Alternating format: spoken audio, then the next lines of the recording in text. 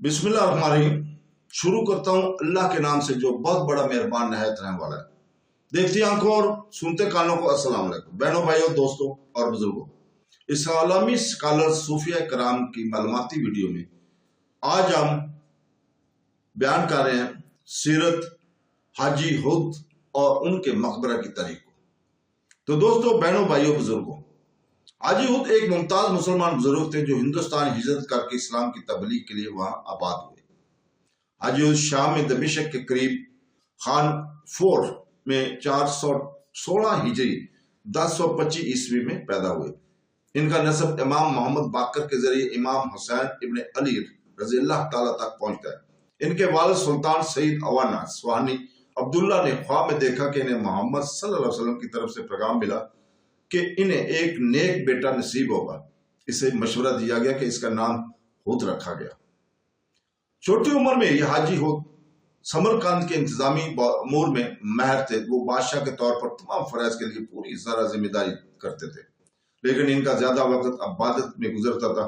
444 हिजरी में इन्होंने ख्वाब देखा कि मोहम्मद सल्लल्लाहु अलैहि वसल्लम ने इससे कहा कि सुल्तनत छोड़ दो और अपनी बाकी जिंदगी इस्लामी अकीदत की राह में गुजार दो।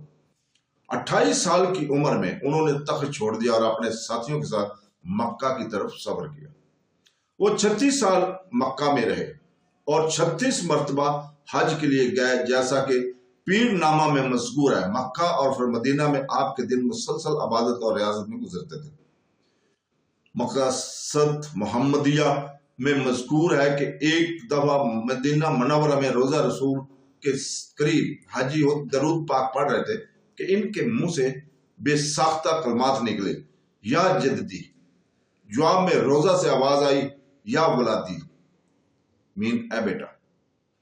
तब से उन्होंने महबूरियत हासिल की और फिर तबलीग इस्लाम के हिंदुस्तान चलने के लिए अल्लाह ही अल्लाह पाया। मदीना से हाजी हुद यमन के रास्ते जश्त गए। ये अपने जमाने के एक मुमताज दीनी अलमी मरकज था। वहां ख्वाजा सईद नासरुद्दीन अबू यूसुफ चिश्ती से मुलाकात की और इनसे बैत की। इस दौरान हाजी हुद की रूहानी सलीत में बेपनाह इजाफा हुआ। इसके बाद इन्हें पीर की तरफ से खिलाफत के साथ साथ नमाज की चटाई, आसा मुबारक, नालीन जैसे तोहफ भी दिए गए और इन्हें कुतब का खिताब दिया गया। और फिर पीर साहब ने इनसे कहा कि वो हिंदुस्तान के एक शहर पटन में जाकर आबाद हो जाए।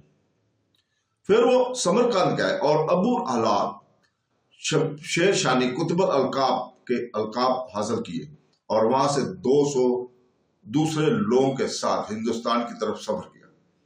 दूसरों में इनके साथ इनके बेटे इस्माइल कादरी, इनके वजीर हाजी हुसैन रूमी और शाम के शहजादे भी थे। आखिरकार वो पटन पहुंचे। पटन इस वक्त गुजरात का दारुल हुकूमत था और इस पर करेडियो सोलंकी की हुकूमत थी। वो इनके साथ ही पटन पहुंचने वाले पहले मुसलमान थे। पटन आने से पहले वो समरकंद गए और अबुल बरकात शेर शानी कुतुब अलकाब के अलकाब हासिल किए।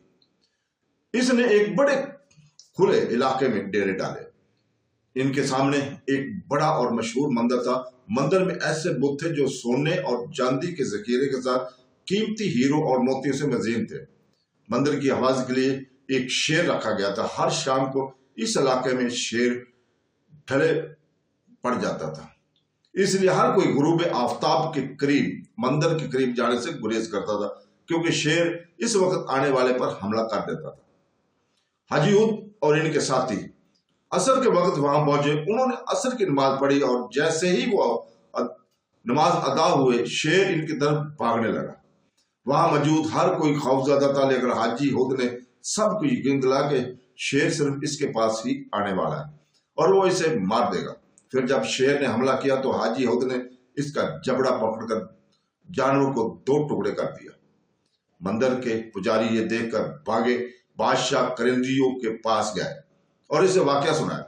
उन्होंने इसे बताया कि कुछ गैर मुल्की जमीन पर आए हैं और वो बहुत मजबूत है, अच्छे लगने लगे वाले और बहुत अक्लमंद हैं। उन्होंने हमारे मंदिर के शेर को मार डाला और अगर इन लोगों को रहने दिया गया तो वो हमारी सुल्तनत पर कब्जा कर लेंगे। ये सुनकर करेंदियों को गुस्सा आया और अपनी फौज को हुक्म दिया कि आने वालों को गिरफ्तार कर लिया जाए।